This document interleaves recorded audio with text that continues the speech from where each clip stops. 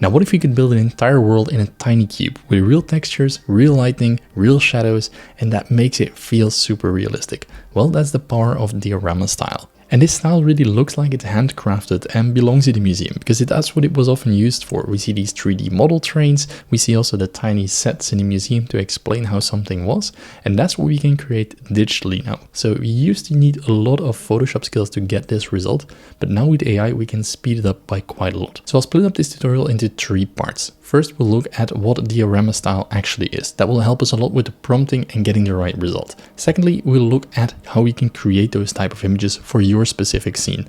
And thirdly, we'll look at how we can animate those and really make them come to life, because that's where we excel and that's where we can push that boundary of not just creating the image, but making it come to life and really jump out in your campaign visuals. So let's start with the diorama style and what it actually is. So here we can see a first example of this diorama style of a cabin in the woods.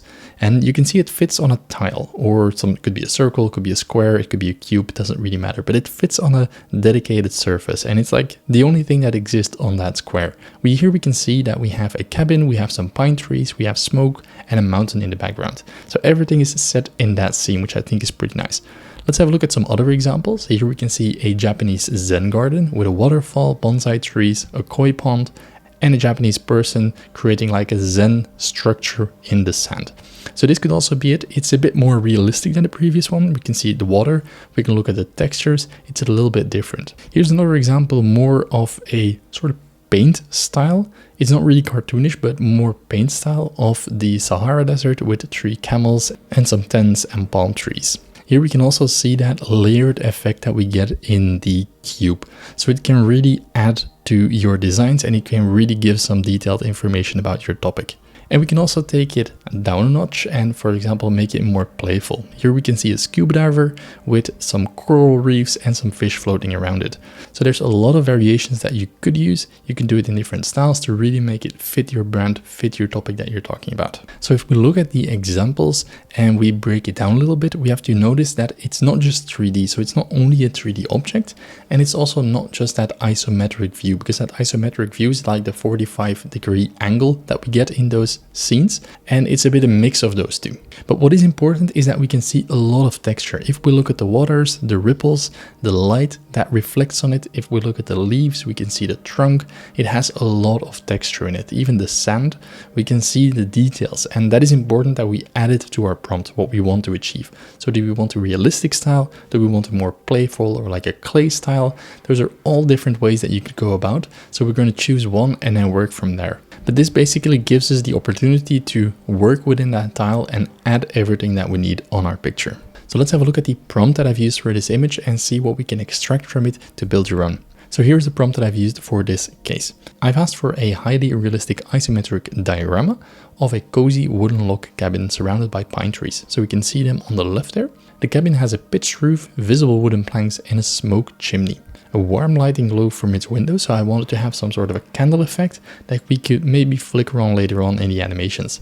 A dirt path that curves towards the cabin with small rocks and grass along the way. Tall pine trees and scattered boulders surround the area with soft natural lighting and realistic textures like wood, grain, bark, grass and smoke. So we have that texture effect in our design. And then important for the aspect ratio is that we have a 1:1 aspect ratio, centered composition. I always like to have it centered with full alpha transparency, no checkered pattern or visible backgrounds. So this gives us a lot of flexibility if we want to use it in designs later on.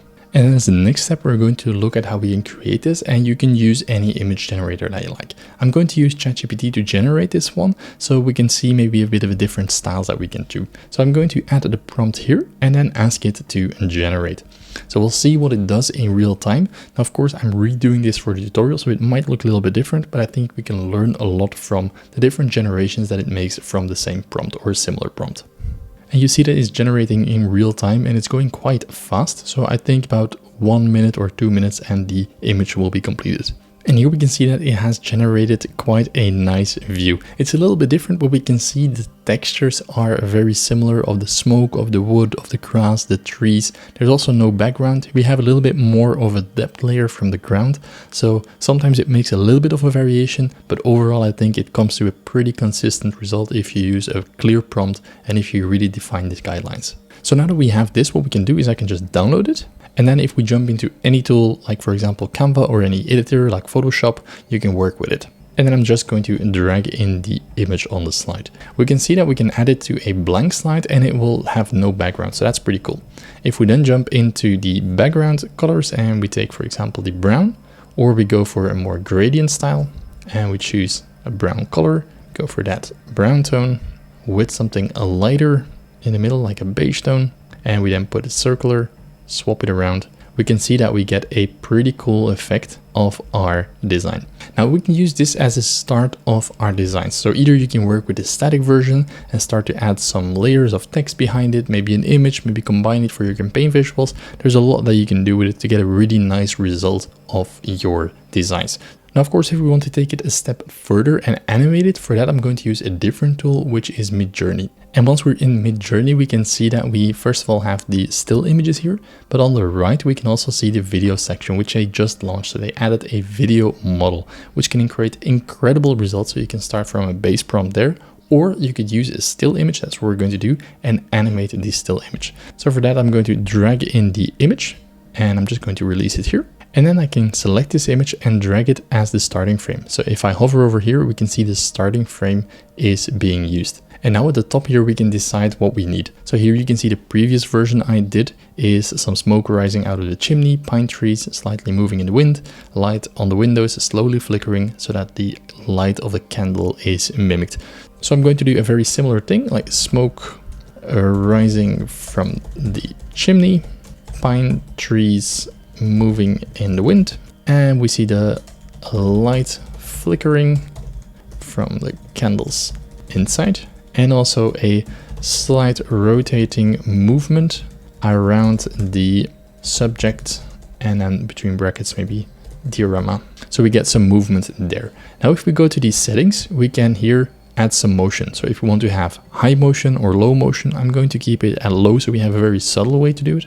And then the speed, depending on the plans that you have, you can do it fast or relaxed. I'm going to then click on create or send, and it will then generate the images. So it's now submitting, it says here at the top, and then it usually takes a few seconds before it starts.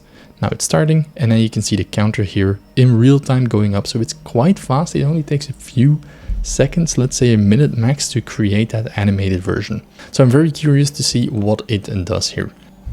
Now, very often if you create these images with transparency and you want to turn it into a video, since video doesn't have transparent backgrounds, it's going to add a background layer. There's tools to remove it, but I think it usually takes like quite a good gradient sort of that fits the style. We can see it in the previous versions here as well.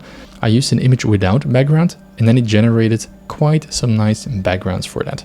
So I'm pretty sure it's going to do the same here in this new version that we're recreating. So it's almost there, it's in the 90%, and then it generates 4 variants that you can choose from. You can either tweak it further or you can go for those visuals. But if we now click it on full screen, you can see that we get this rotating image, which is already quite nice. We don't have the chimney smoke yet in this one, so I'm curious to see if one of those, I think this one already has some slight movement, and then we have a little bit of a zoom. So it gives you a few options. I think this one's really nice.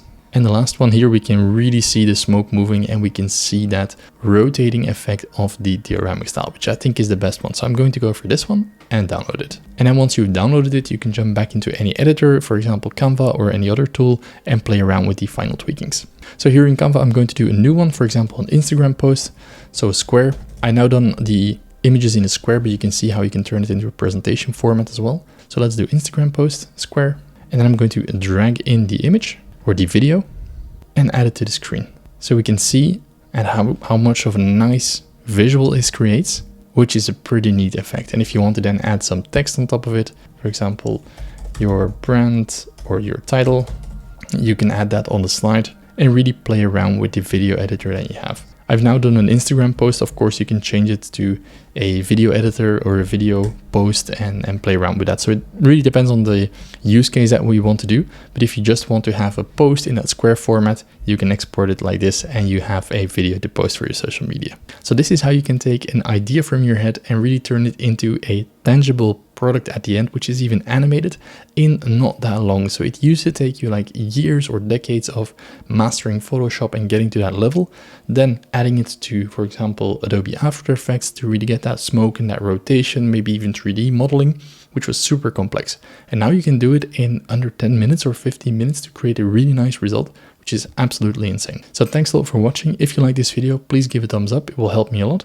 And if you'd like to see different things or different styles for animations, let me know in the comments below as well, and I'll try to make a video with it. Thanks a lot for watching, and see you in the next video.